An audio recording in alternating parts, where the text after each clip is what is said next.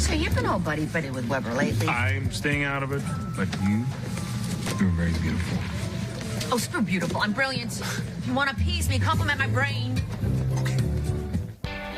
A scene from Grey's Anatomy, the longest-running primetime medical drama in the history of television, recently renewed for a 20th season. When that show premiered 18 years ago, its creator, Shonda Rhimes, was a talented but relatively unknown film writer who had decided to take a shot at writing for television. Instead, she revolutionized it.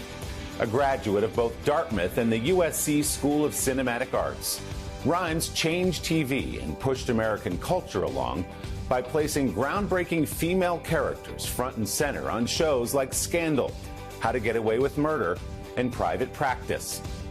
Now she's doing it again with the new Netflix series Queen Charlotte, a Bridgerton story, already a big hit. Shonda and I got together in New York for a Sunday Sitdown. On the weekend Great Britain crowns a new monarch, we are reminded of an old one. Brimsley, this crown is breaking my neck. Brought back to life in the popular Netflix series Bridgerton. There is reason they wanted me. Why me? Charlotte, there are worse fates than marrying the King of England. And now with her own spin-off, Queen Charlotte, a Bridgerton story. Hello, my children.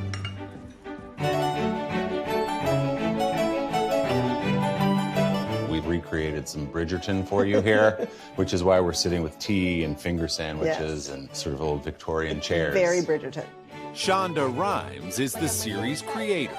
The Bridgerton fans are, I mean, they're going to just gobble it up. It's a spin-off, but it's a prequel to the story of Queen Charlotte, who was a real person. Yes. I was fascinated with the character of Queen Charlotte from the moment we started filming, and I just thought, like, she's the Beyonce of her day. How did she become the woman that we created for that show? It's not a history lesson.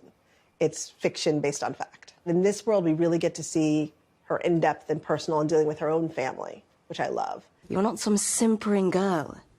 You are our queen.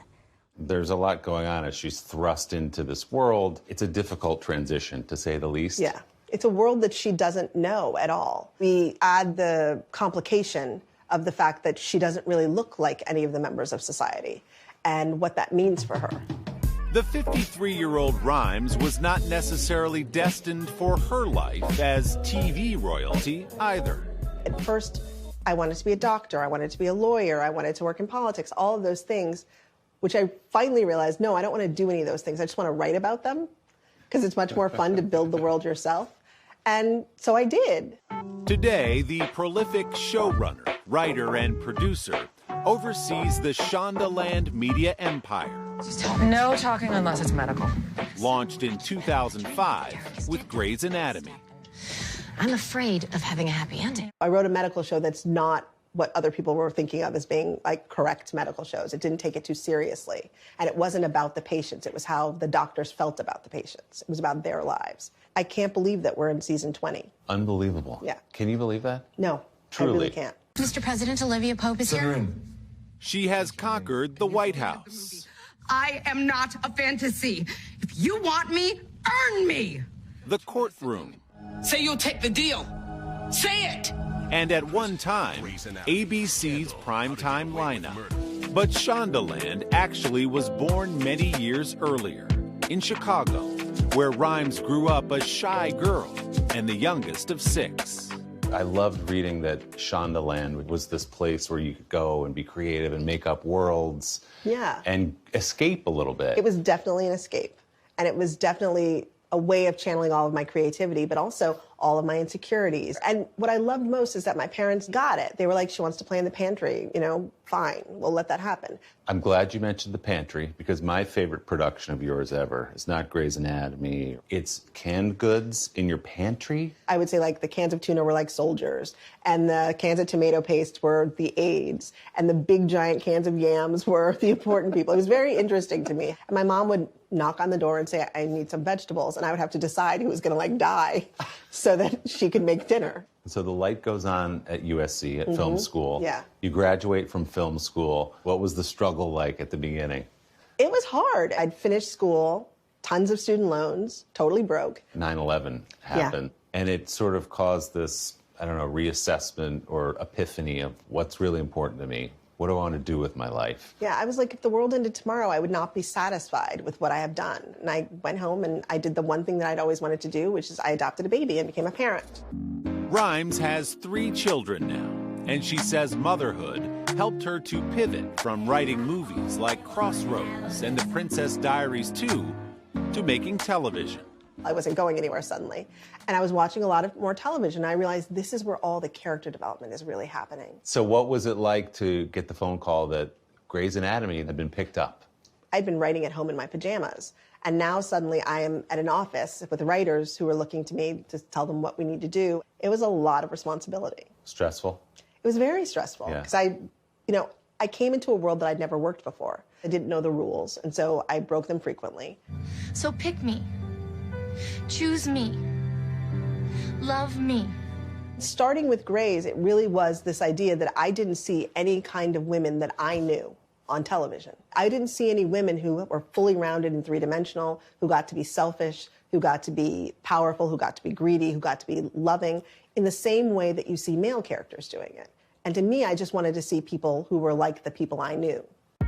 In 2017, Rhimes signed an exclusive multi-year development deal with Netflix, worth a reported $100 million. Give me back that money, please. Why are you being like this? So dramatic. Has it become more difficult as your world, your Shondaland, has become so big to keep that impression on each one of them? I think it was harder when I was at a network. Now I got to produce Bridgerton, which meant I got to work with the writers. I got to really put my stamp on it, on something that I hadn't written, which wasn't really possible before. And so that's really been an easy part of this job because it's so fun. You just keep coming up with ideas. It's kind of amazing. Sometimes you think something's a great idea and then it just falls flat. So even you sitting there in your pajamas sometimes have writer's block? I don't have writer's block. It's just sometimes I write something and it's just bad. And I think, like, no, nobody wants to watch this. That's going to be a relief to so many writers. Even Shonda Rhimes has bad days where she's got to throw out pages. Every writer has bad days. But she has fewer than most. As a career writer, Shonda says she is on strike right now in solidarity with her fellow Hollywood writers who have been on the picket lines this week. Meanwhile, her new series, Queen Charlotte, a Bridgerton Story, is streaming now on Netflix and naturally already is #1 there. Our thanks to Lady Mendel's Tea Room in New York for providing those Bridgerton vibes for our conversation. Don't forget to subscribe to the Sunday Sitdown podcast to hear the full interview with Shonda Rhimes. You can find that on Apple Podcasts or wherever you get yours. Hey, thanks for watching. Don't miss the Today Show every weekday at 11 a.m. Eastern, 8 Pacific on our streaming channel, Today All Day. To watch, head to today.com/allday or click the link right here.